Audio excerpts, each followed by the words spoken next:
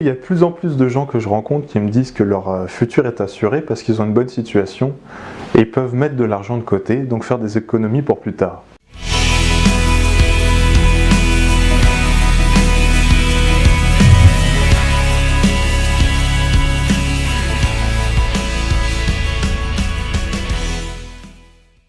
Alors la plupart des gens qui aiment ce qu'ils font finissent souvent par avouer que si ils n'avaient pas leur chèque, leur paye mensuelle, ils ne continueraient probablement pas sur cette voie-là et feraient probablement autre chose qui les passionne plus. On peut peut-être en conclure que ce qui est important finalement, c'est pas tellement ce qu'on fait, mais l'argent qu'on en récupère pour pouvoir faire ce qu'on aime faire. Je vous propose d'analyser la situation à travers une équation pour voir un peu où est-ce que ce paradigme nous emmène.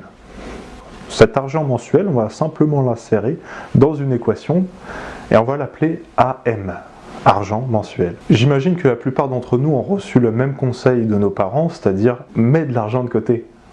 Ok, on sait jamais. Et c'est un excellent conseil, attention, je ne porte pas de jugement de valeur, je dis juste que c'est le réflexe que la plupart d'entre nous ont. On va considérer tout simplement qu'on va prendre notre argent mensuel et on va mettre de côté, disons, pour faciliter le calcul, on va dire 10%.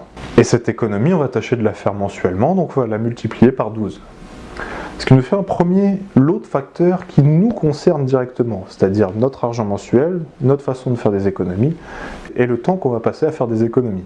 AM fois EC, disons, économie, fois 12. Ces économies, qu'est-ce qu'elles vont devenir ? Déjà, elles vont aller à la banque, et la banque va y appliquer un taux annuellement. On va l'appeler TI ce taux, et on va admettre, pour faciliter le calcul encore une fois, et surtout pour se rendre compte de ce qui se passe, qu'on a une banque généreuse qui nous donne 5% de taux annuel. Ça n'existe pas, aujourd'hui on sait que ça tourne autour des 0,75, c'est-à-dire que si on met 10 000 euros de côté, on nous donne 75 euros. Voilà. Bon voilà, mais on va admettre on va émettre l'hypothèse que la banque est généreuse, elle nous donne 5%. La banque va faire ça combien de temps ? Elle va faire ça autant de temps, chaque année, tant que l'argent est sur le compte. Donc on va appeler ce facteur année, tout simplement.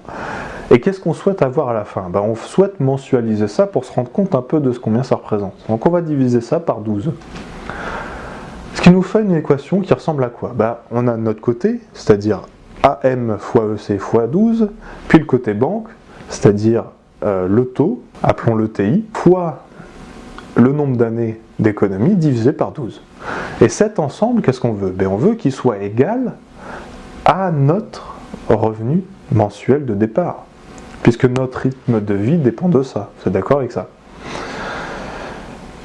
Je vous facilite les calculs, on simplifie le 12 par 12, le AM par AM, et on obtient quoi ? On obtient une équation simple à une inconnue où on cherche le nombre d'années. Ce nombre d'années, il est égal à quoi ? Il est égal du coup à 1 sur TI fois EC. Nos hypothèses, c'est quoi ? C'est que TI égale 5%, EC égale 10%, ce qui nous amène à un temps d'économie pour avoir le même revenu à la fin de 200 années. Je ne sais pas si vous avez 200 ans devant vous, du coup peut-être que vous serez d'accord avec moi pour dire que ce n'est pas la bonne solution.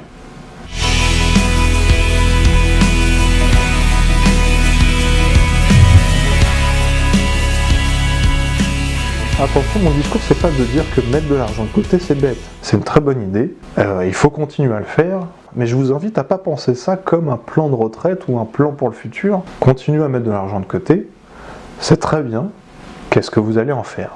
C'est ça la vraie question, d'accord ? Alors j'imagine que certains d'entre vous attendront une réponse claire maintenant, mais cela dit, vous comprendrez que ça ne peut pas faire l'objet d'une vidéo de 10 minutes.